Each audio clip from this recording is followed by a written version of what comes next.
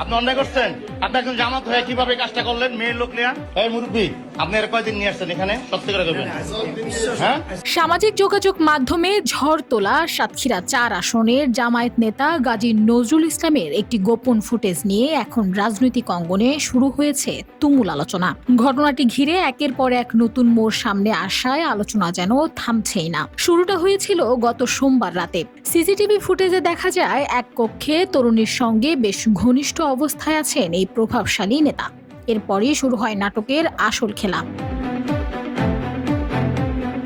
প্রথম দিকে দলটির পক্ষ থেকে দাবি করা হয়েছিল ভিডিওটি সম্পূর্ণ ভুয়া এবং এআই বা কৃত্রিম বুদ্ধিমত্তা দিয়ে তৈরি। কিন্তু নাটকীয়তা সেখানেই থামেনি। ঘটনার কয়েক ঘন্টার মাথায় একই স্থানের আরও কিছু ভিডিও ক্লিপ ফাঁস হতেই পল্টি নেয় অবস্থান। এভাবেই কোটি কোটি মানুষের ঘরে দেশ জুড়ে ফ্রিজ একটাই, ওয়ালটন। জেলা জামায়াতের সেক্রেটারি নিজেই সাংবাদিকদের জানান, এআই নয়, ভিডিওর তরুণী নাকি এমপি সাহেবের দ্বিতীয় স্ত্রী। প্রথম স্ত্রীর সম্মতিতেই নাকি বেশ কিছুদিন আগে গোপনে বিয়ে সম্পন্ন হয়েছে। তবে রহস্যের শেষ এখানেই নয়। তরুণীর বায়োডাটা ঘেঁটে পাওয়া গেল আর এক অবিশ্বাস্য তথ্য।